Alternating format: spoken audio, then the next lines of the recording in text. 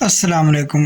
اچھا جی، اگر آپ کبھی سعودی عرب گئے ہوں تو وہاں کی مشہور سوگات البیک کا مزہ تو ضروری چکھا ہوگا۔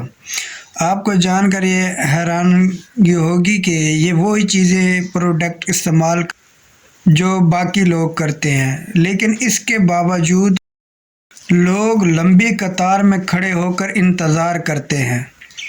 ایک عام سی پروڈکٹ کے پیچھے اتنی مقبولیت، آخر اس کے پیچھے راز کیا ہے؟ تو آج یہی سٹوری ہم آپ کو لوگوں کے ساتھ شیئر کریں گے۔ شکور ابو غزالہ فلسطین میں پیدا ہوا، وہاں پلا بڑا اور تعلیم حاصل کی، لیکن حالات نے پھر ایسی کڑوت بدلی کہ 1948 میں اسے اپنا وطن چھوڑ کر سعودی عرب کی طرف ہجرت کرنی پڑی۔ اس نے ایک ریلوے کمپنی میں ملازمت اختیار کی اور 13 سال تک وہ کام کیا، لیکن زندگی میں کوئی بڑی تبدیلی نہ آئی۔ اس کی خواہش تھی کہ میں نے جس طرح پر مشقت زندگی جی ہے، میری بچوں کی زندگی اس طرح نہ ہو۔ اس مقصد کے لیے وہ پھر سعودی عرب چھوڑ کے لبنان چلا آیا۔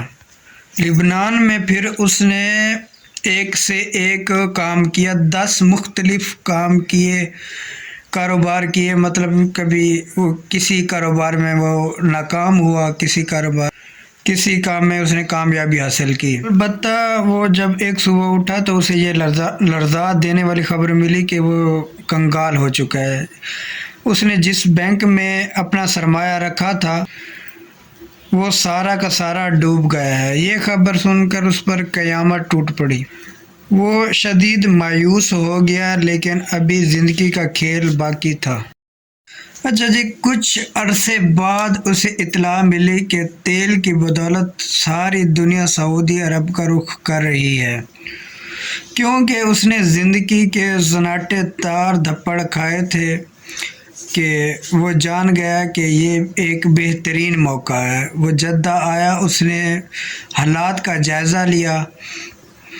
معلوم ہوا کہ جو باہر سے آنے والے لوگ عربوں کی طرح کھجور اور خشک روٹی کھانے کے عادی نہیں ہیں، انہیں ایک ماڈرن خوراک چاہیے، سستی بھی ہو اور لذیذ بھی۔ اس نے ایک مشہور کمپنی کی ایجنسی خریدی اور فرائیڈ چکن کا کام شروع کیا۔ دکان میں بجلی نہ ہونے کے باوجود بھی اگلے 2 سالوں تک نہ اس نے دن دیکھا نہ رات۔ رات کے 12 بجے جب وہ تھکا ہارا گھر پہنچتا تو اس کے کپڑوں سے تیل کی بو آ رہی ہوتی، لیکن وہ اس بات سے سخت پریشان تھا کہ سخت محنت کے باوجود بھی اس کی کوئی اچھی فروخت نہیں ہو رہی تھی۔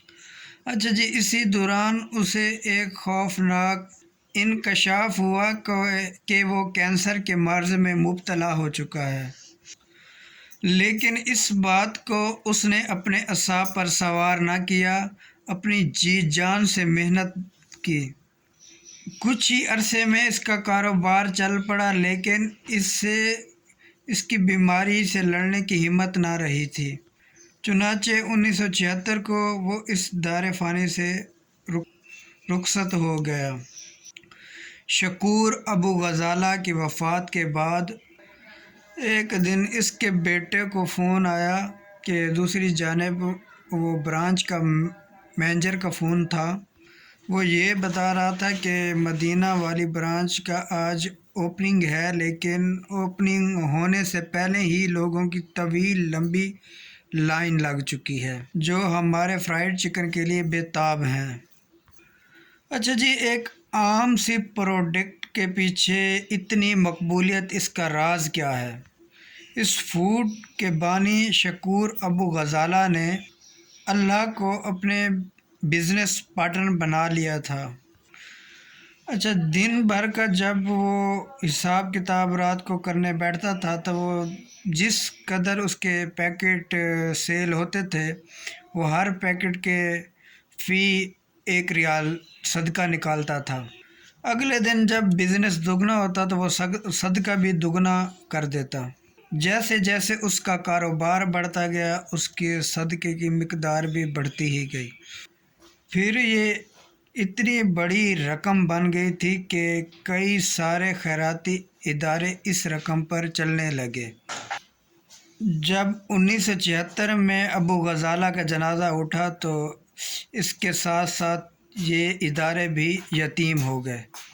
باپ کی وفات کے بعد جب اس کے بیٹوں کو اس خفیہ پارٹنرشپ کا پتہ چلا، انہوں نے اس پارٹنرشپ کو برقرار رکھا، بلکہ فی پیکٹ پر 2 ریال صدقہ کرنے کا فیصلہ کیا، اور پھر اللہ تعالیٰ کی شراکت داری کی برکت سے یہ برانڈ دنیا بھر میں مشہور اور معروف ہو گیا.